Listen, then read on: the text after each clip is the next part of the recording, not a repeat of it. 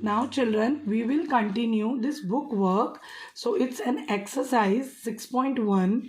Here our first question. How many periods do you have for English, mathematics, environmental studies, drawing and general knowledge in a week?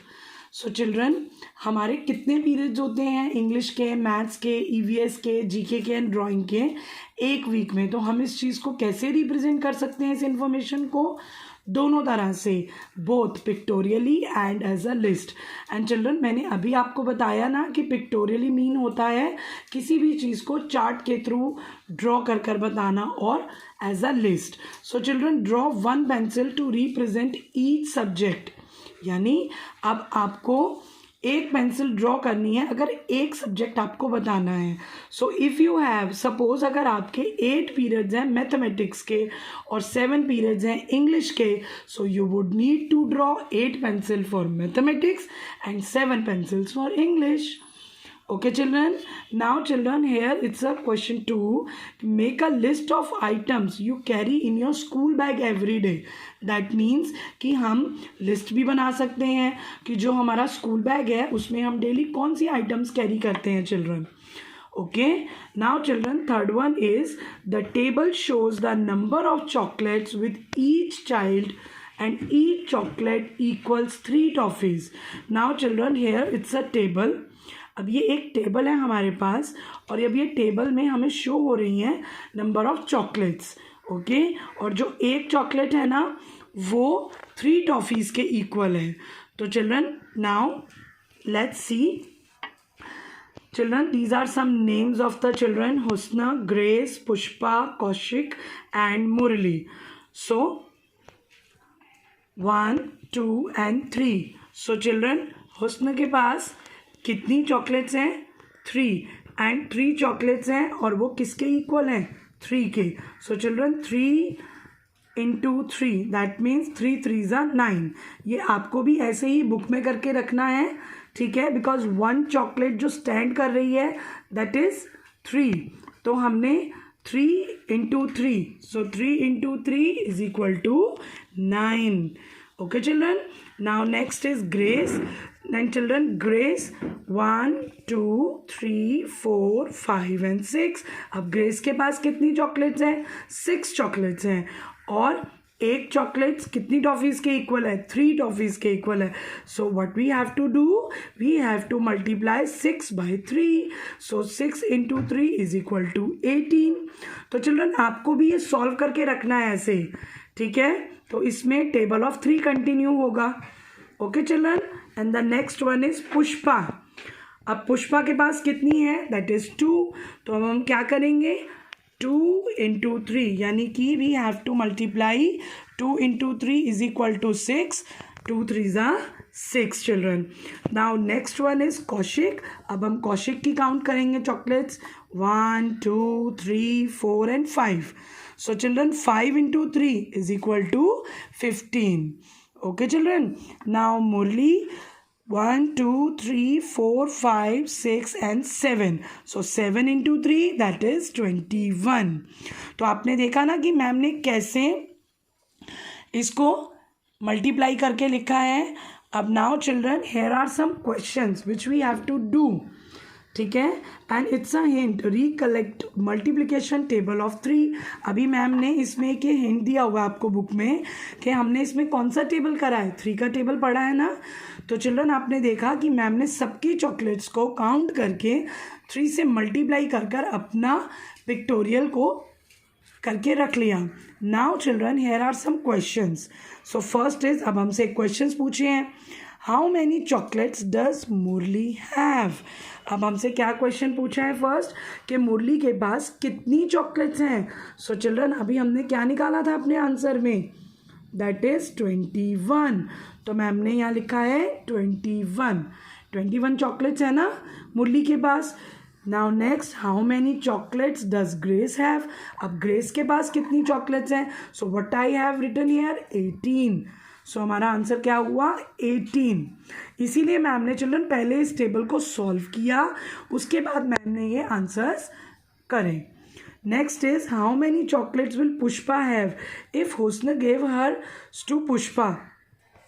Now children here it's a question कि अब पुष्पा के पास कितनी chocolates होंगी अगर हुस्न भी उसको अपनी चॉकलेट्स दे देगी।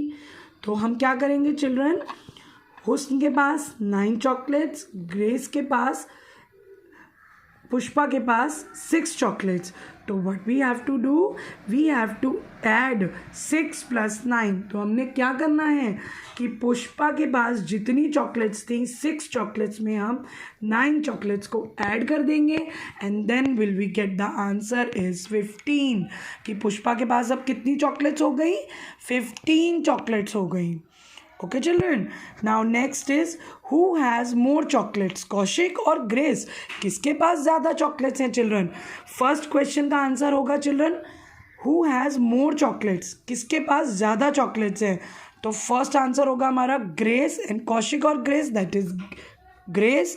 तो हम कैसे लिखेंगे आंसर को, ग्रेस हैज़ मोर चॉकलेट्स, क्योंकि as you have seen in the pictorial graph, आप देख रहे हो ना इस पिक्टोरियल पिक्चर में, पिक्टोग्राफ में आप देख रहे हो कि मुरली के पास 21 है और ग्रेस के पास 18 है। तो चिल्ड्रन हमें किस में से बताना था, कौशिक में से बताना है हमें, और कौशिक के पास कितनी है, 15 है। बट हमसे क्वेश्चन में क्या पूछा गया है कि कौशिक के पास कितनी है और ग्रेस के पास कितनी है। So we have to compare only Grace and Kaushik. तो हम किसको कंपेयर करेंगे, कौशिक और ग्रेस को। तो children our answer is Grace has more chocolates because as we have seen in the pictograph, Grace के पास 18 है और कौशिक के पास 15। So हमारा आंसर होगा Grace has more chocolates। Okay children, तो इसमें आपने देखा ना कि कैसे हमने पिक्टोग्राफ से अपने क्वेश्चंस को सॉल्व किया। Now children on the next page, that is 133, it is data handling, and as I told you earlier कि data handling में क्या होते हैं, as a list and as picture in a table. Ma'am ने अभी आपको बताया ना कि हम पिक्टोग्राफ की हेल्प से भी और लिस्ट की हेल्प से भी अपने डेटा को रिप्रेजेंट कर सकते हैं। Okay children, so don't forget, remember this thing.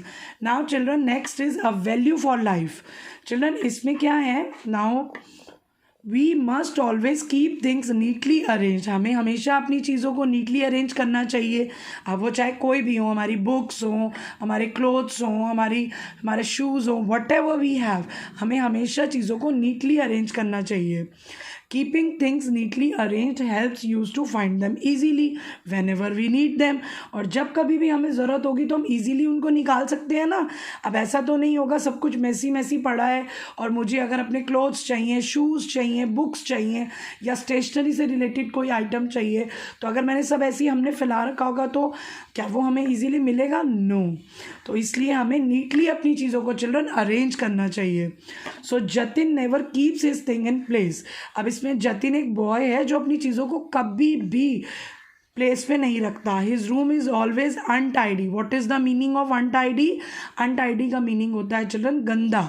हमेशा वो अपने रूम को गंदा रखता है। So one day he was looking a pair of socks to wear. अब एक दिन क्या हुआ, उसको अपना सॉक्स नहीं मिल रहा था पेयर का। अब जब कभी भी हम सॉक्स पहनते हैं तो हमें दोनों पैर एक जैसे होते हैं ना। तो अब क्या हुआ, वो अपना रूम क्लीन नहीं रखेगा तो उसको उसकी चीज़ें नहीं मिलेंगी timely. So as he had not kept the pairs in order, वो नहीं रखता था एक तरीके से। So he could looking a pair of socks to wear. So children not find the correct pair. अब उसको करेक्ट पेयर नहीं मिल रहा था अपनी सॉक्स के लिए। तो the pairs of socks of different colours are given alongside help Jatin to pair the socks of the same colour by numbering them. अब children how we can find them. अब हम कैसे इसमें से पहचानेंगे कि कौन सी सॉक्स का कौन सा पेयर है, कैसे पहचानेंगे चिल्ड्रन हम, yes according to colours. According to colours हम पहचानेंगे चिल्ड्रन, क्योंकि green this is also green. So हम क्या करेंगे, पेयर्स को सेम नंबर्स देंगे। So children this one it is yellow, so ma'am ने क्या लिखा है इधर, it is 1 and it's also 1 because ये एक 1 पेयर हो गया। And it is green and it's also a green, ये भी एक 1 पेयर हो गया तो मैम ने लिखा 2 2 and this is pink, this is 3 and 3. तो अब इससे हम कैसे फाइंड आउट कर लेंगे कि जो 1 1 है वो एक सॉक्स है और जो 2 2 है वो एक पेयर ऑफ सॉक्स है and the third one is another pair of socks है. तो वो क्या हुआ, एक सॉक्स के पेयर्स इजीली बन गए. Okay children. Now children, next is